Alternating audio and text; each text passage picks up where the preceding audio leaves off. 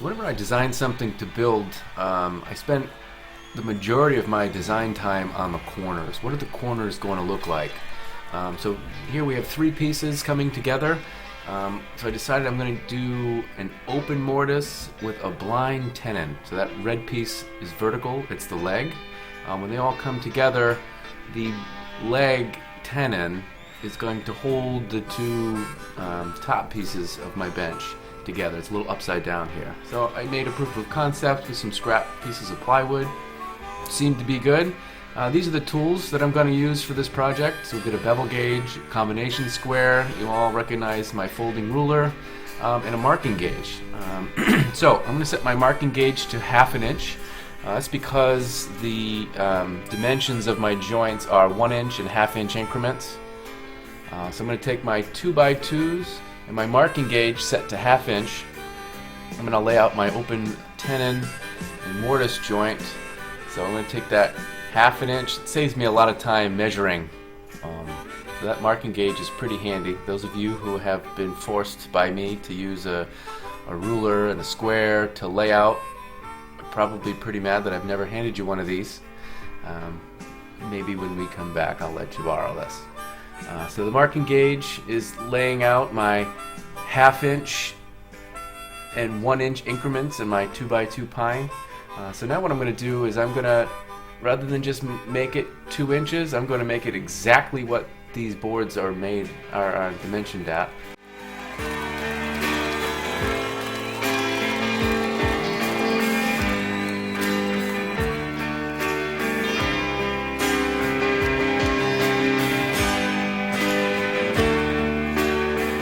I plan to finish these by hand with a chisel, but I'm going to remove the vast majority of wood with some power tools.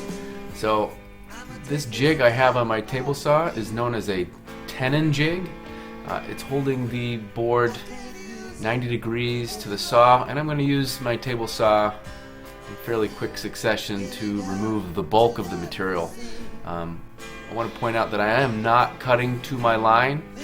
That would be a mistake. Everything would have to be absolutely perfect, and this is not a perfect world, so many of these cuts may be slightly off square.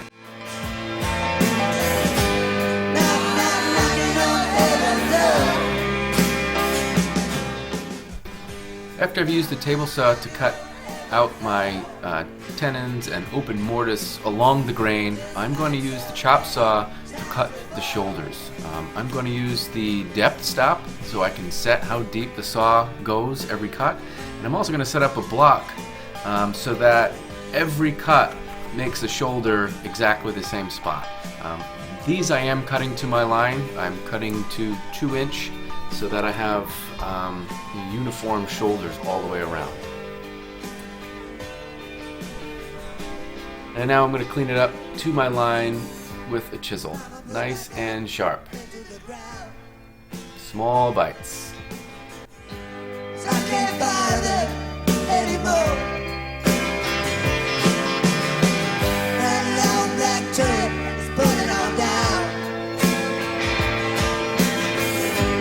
Feel like I'm knocking on heaven's door. Oh, knocking on heaven's door. Oh yeah, knocking on heaven's door. Every day, knocking on heaven's door.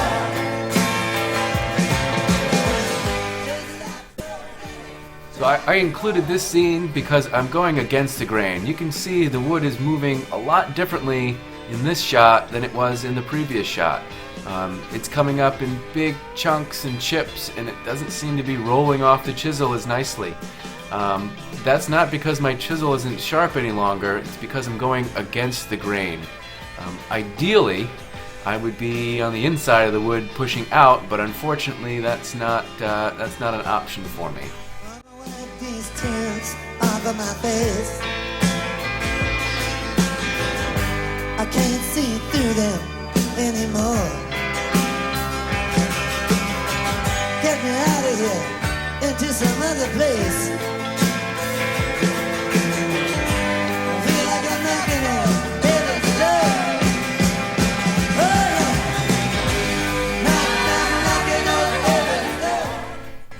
back to the tenon jig to cut the blind tenons for the legs. These are the vertical pieces. They're called blind tenons because they go inside the piece, but we can't see the top. So they don't go all the way through, which is what makes them blind. So the pins of these tenons are 1 3/4 of an inch long, and the boards themselves are 2 inch by 2 inch. So these will go all but 1/4 of an inch through that open mortise and tenon joint. So here we are again cutting close to the line, not on the line. Just like so many times before.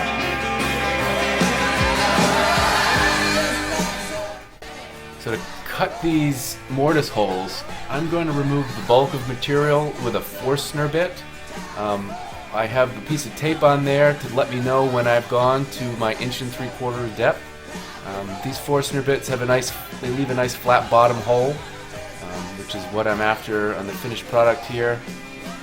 And they do a nice job of removing a lot of material. I'll come back in a moment and clean up the square corners with a chisel.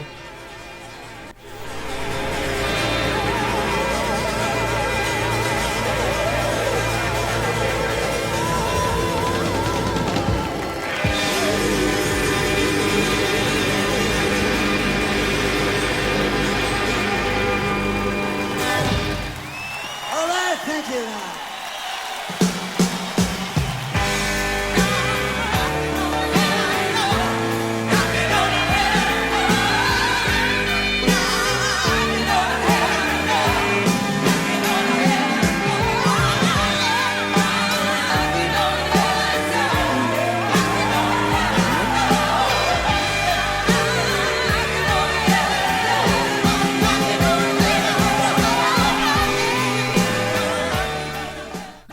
So you notice that these joints are all labeled A, B, C, D, E, F, G. That's because any little error should be accounted for in its own place.